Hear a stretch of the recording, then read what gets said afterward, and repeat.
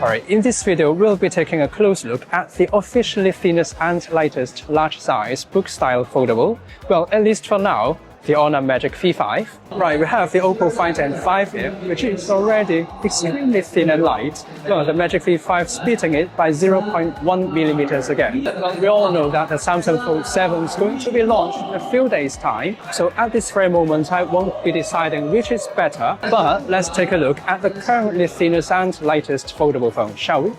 Right, so this is the footages from the launch event in mainland China. For our own market in Hong Kong and the rest of the world should be getting a very similar device. Well, the only observable difference could be the battery capacity, because they're actually launching it with a humongous, ridiculous 6100 mAh battery on this thin and light chassis for the China-only version. Maybe due to regulations for export or regulations from the EU, we will be getting a slightly smaller, well, not small at all, a 5820 mAh battery. That is way larger than the Fold 6, larger than the S25 Ultra, and larger than the one on the iPhone 16 Pro Max by a mile. Well, they've done it mainly thanks to the implementation of a silicon carbon-based battery, which simply allows them to increase the battery density to 901 watt-hour per liter, which is the largest on the market right now. While doing all these, the thinness of the battery is only measured at 0.18 millimeters. So we are getting a slim and light phone,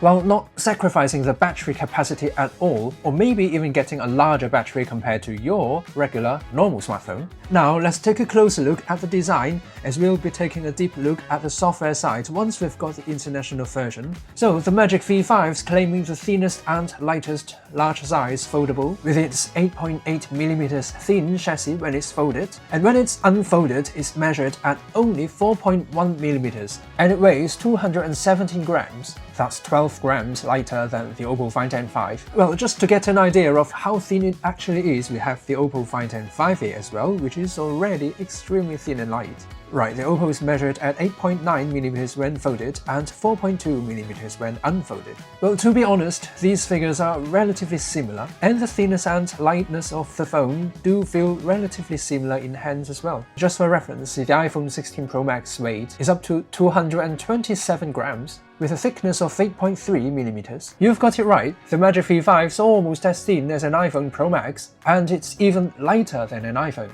Now, if we compare that to the Samsung Fold 6, the difference would be even more significant. But long story short, we'll be getting a new generation of Samsung Foldable as well in a few days' time, so let's not jump to the conclusion yet.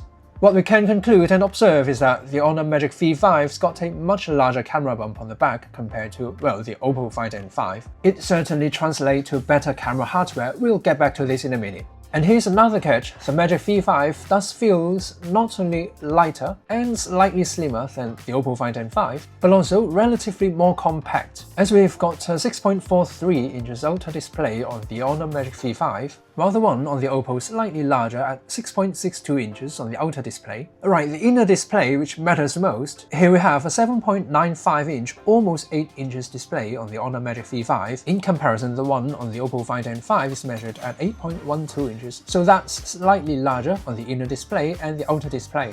I would say it's your choice. It's like going for a slightly larger display with a slightly larger chassis, or the one with a slightly smaller display but lighter and thinner as well. Once again, that's not a day and night difference, so just bear that in mind. Now, we can't really skip the hinge on a foldable phone. Based on my experience that I recall right now, this hinge on the Magic V5 does feel relatively sturdy. In fact, Honor is claiming a 50% lift in its sturdiness when it comes to the hinge. So this time around, they've achieved a thin, light, and reliable hinge, which Honor is claiming they have an assembly accuracy of 0.003mm now.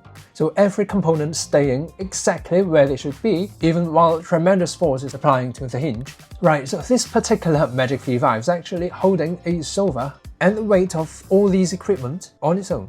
Now, when it comes to the thinness and lightness of the phone, while not sacrificing the reliability of it, Honor's done something on the back of the phone as well. Right, they are putting aerospace fiber materials on the back of the white-colored Magic V5 this time around. This mainly contributes to both the thinness of the back panel It's lightweight, as well as increasing the durability of the back panel as well. Right, we're getting IP58, 59 water and dust resistance as well on this phone, so we're really not sacrificing anything on this particular phone.